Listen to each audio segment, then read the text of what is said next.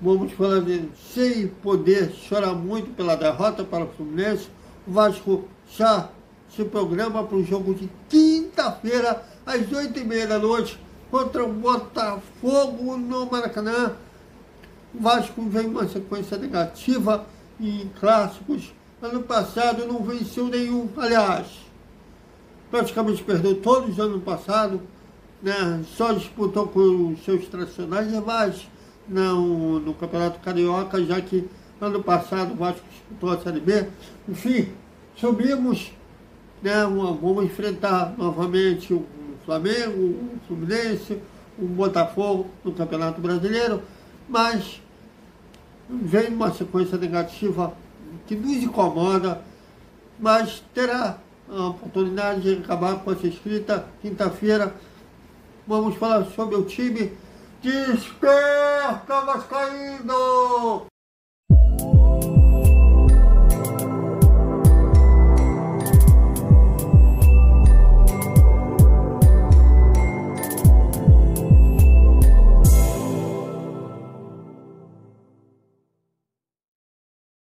Salve, salve, galera do Vascão! Mande um vídeo para o Vasco Velocidade, com o apoio do nosso Vasco, Vasco Connection. Antes de mais nada, peço que vocês dêem aquela moral no nosso trabalho, curtem, compartilhem, comentem, aqui garantem moral, aqui todos têm isso. Bom, o Vasco ainda sente dor da derrota para o Fluminense, por 2-0. Foi um jogo e a gente bate na tecla que, não, apesar do resultado, não foi tudo ruim, já que o Vasco podia ter tido uma sorte melhor, principalmente no primeiro tempo. Mas, estatisticamente, o Vasco não fez uma sequência boa, né, em clássicos. É a sexta derrota consecutiva.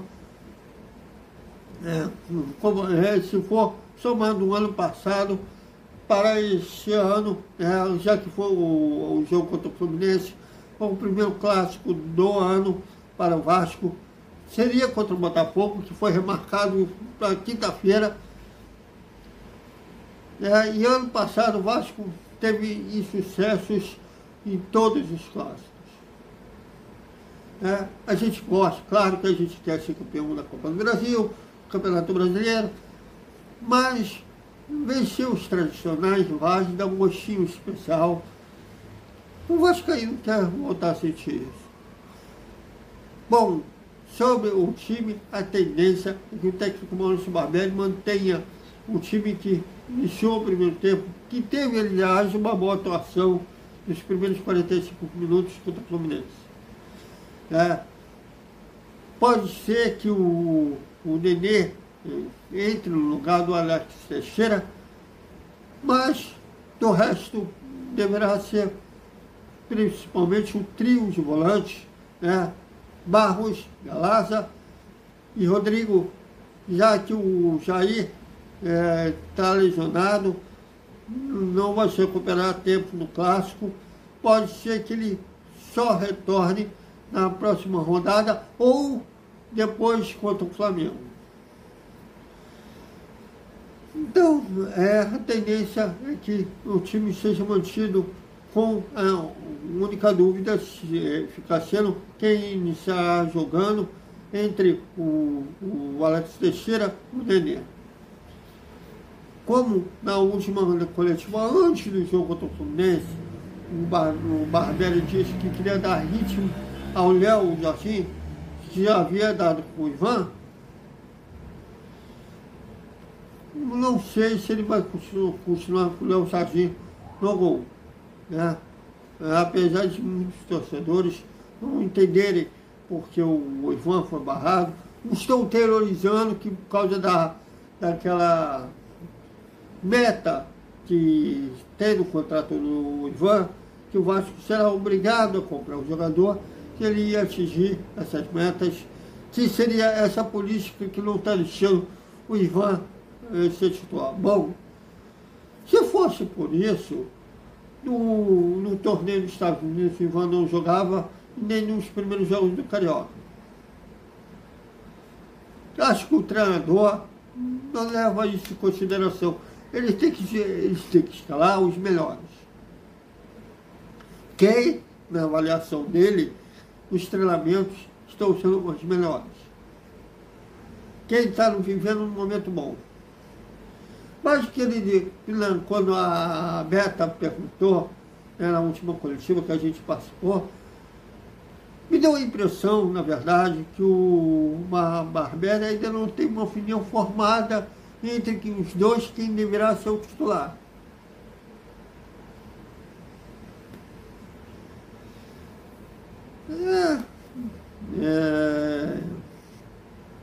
Mas vamos ver se ele mantém o Léo Jardim, embora eu acho particularmente que ele não falhou nenhum dos dois jogos do campo.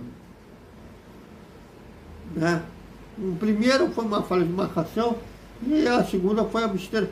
Foi até um castigo injusto. O Rodrigo estava fazendo uma partidaça, sendo o maior roubador de bola do jogo.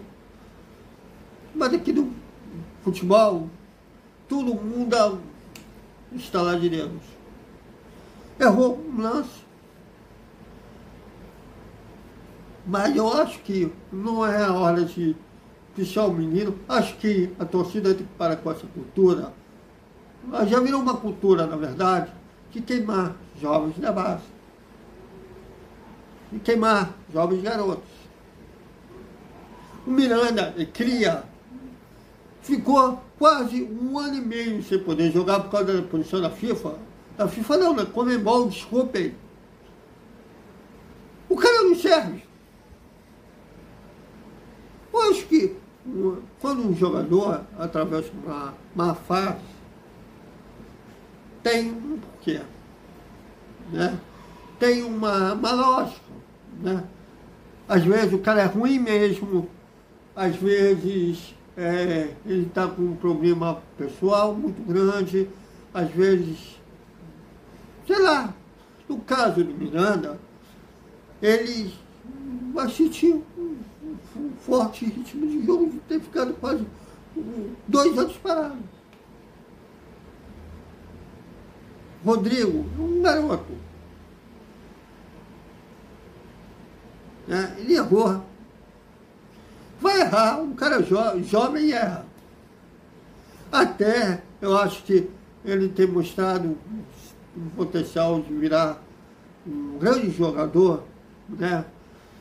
Eu quero ver, agora cabe também à comissão técnica brindar ele. Porque a gente aprende com os erros. Né? E para a gente aprender com os erros, a gente tem que ter respaldo, ter um porto seguro para ter esses ensinamentos. E cabe à comissão técnica de fazer isso. Para o clássico, eu acho que ele vai começar como titular, até porque o Jair não pode jogar. Depois de falar em falta de opções, eu falei no vídeo anterior que a 77 está aqui no Rio, fazendo reuniões. Eles sabem que tem pontos carentes. Eu acho que nessa reunião o Vasco tem que deixar claro que a falta reforçar um elenco completo. O Vasco hoje tem o potencial de ter um bom time titular. Para o Campeonato Brasileiro, principalmente, que é um campeonato muito longo, de março a dezembro, de abril a dezembro, precisa de elenco. Até para manter o padrão no time de jogar, tem que ter elenco. Que sai uma peça, entra outra, mantém aquele padrão do time de jogar.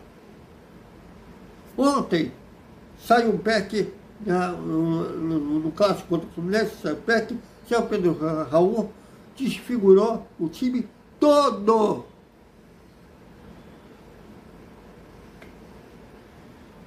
E pelo visto, o Barbieri ainda não conhece as peças que tem. Que tirou os principais jogadores que estavam mantendo um certo padrão que o Vasco estava vindo jogando. Estão pedindo a cabeça do Barbieri? Não. Aliás, eu acho que umas coisas boas da SAF, que acabou esse amadorismo de perder um jogo, perdeu dois, tchau, treinador demite, entra outro, muda toda a filosofia de trabalho, isso aí acabou. O exemplo foi o nosso Oswaldo de quinta-feira, o Botafogo. O Luiz Castro não começou muito bem lá em General Severiano. A torcida pedindo cabeça do Luiz Castro.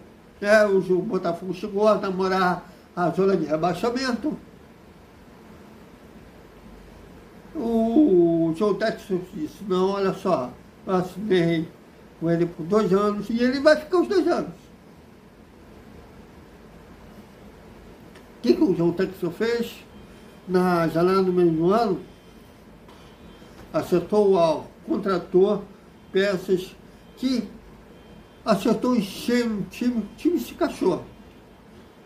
A ponto do Botafogo, na última rodada, ter namorado uma classificação para a pré-Libertadores. De novo, você está falando que o time vindo da Série B chegar uma possibilidade de estar na Libertadores, não conseguir ir para a Sul-Americana, como se fosse um título, Tiagão. Falo de novo. Eu acho que se a gente conseguir isso também esse ano, é como se fosse um título para a gente. É uma reconstrução, é um recomeço. É como se pegasse um clube, não, na verdade não é como se fosse um clube estava falido, reconstruir tudo de novo.